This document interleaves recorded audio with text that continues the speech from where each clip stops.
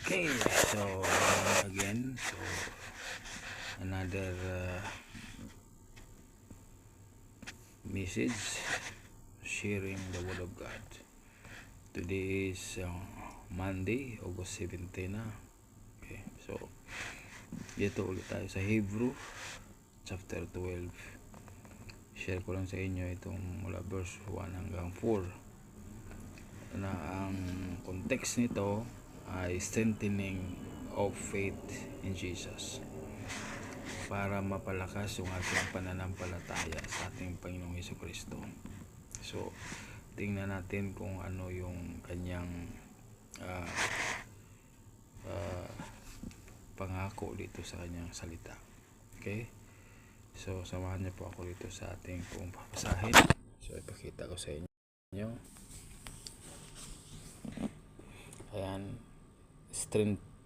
strengthening of faith in Jesus.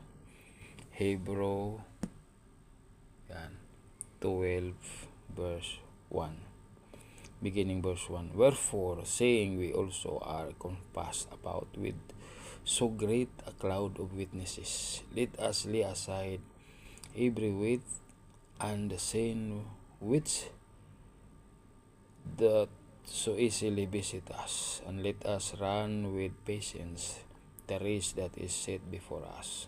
Verse 2. Looking unto Jesus, the author and the finisher of our faith, who for the joy that was set before him endured the cross, despising shame, sat down at the right hand of the Son of God. Verse 3. For consider him that endured such contradiction of sins against himself, lest ye be wearied and faint in your mind. Ye have not yet resisted unto blood, striving against sin. Purihin po ang Panginoon sa kanya pong salita dinabasa. So, ang Panginoon ang Holy Spirit guide us. So, dito pinakita niya kung ano yung kanyang ginawa, no? Para tayo ay mapalakas sa ating pananampalataya. So, nakita po natin, no? So, ang una po natin gagawin ay i-set aside natin, no? Sabi dito, let us lay aside every weight. Yung mga alam natin na yun ang mga kahadlang sa ating pananampalataya o sa paglago. Ano man yung mga maaring aagaw sa iyo, aagaw sa iyo sa focus mo sa Panginoon. In fact, ang sabi sa verse 2, looking unto Jesus. Ano bang nakikita mo sa Kanya? Ano man yung mga sitwasyon mo, ano man yung mga problema, ano man yung mga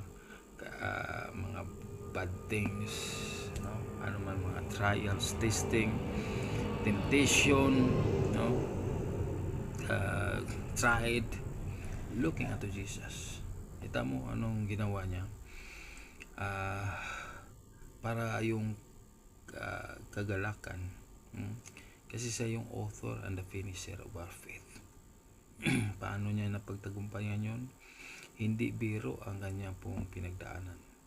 Talagang sabi nga niya, for consider him that endured such contradiction of sin rather against himself. Talagang yung kasalanan na kanyang laban para sa atin, yung kanyang sarili ay naging siya yung inahakumako sa ating mga kasalanan, karumihan. Kaya contradiction yun sa kanya, sa sarili. But para lang sa ating kapakanan, no? Mapatawaran tayo sa ating mga kasalanan. Kaya yun ang ginawa niya.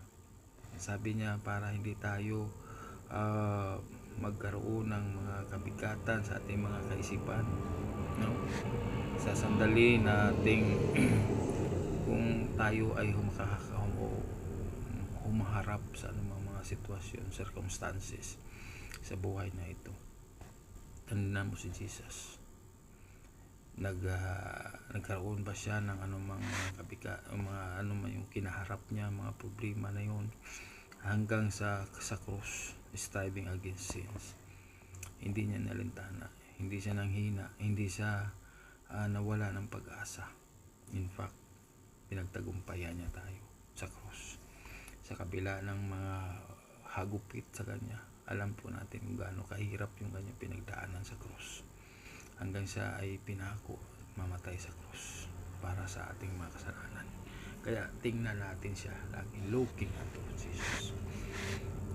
Para sa tayong naman ng mananampalataya ay magkakaroon,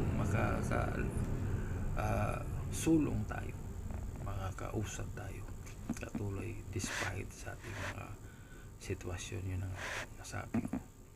So yan, ito po yung mahalaga na natin, yung Hebrew chapter 12 verse 1 to 4, no? Strengthening of faith in Jesus.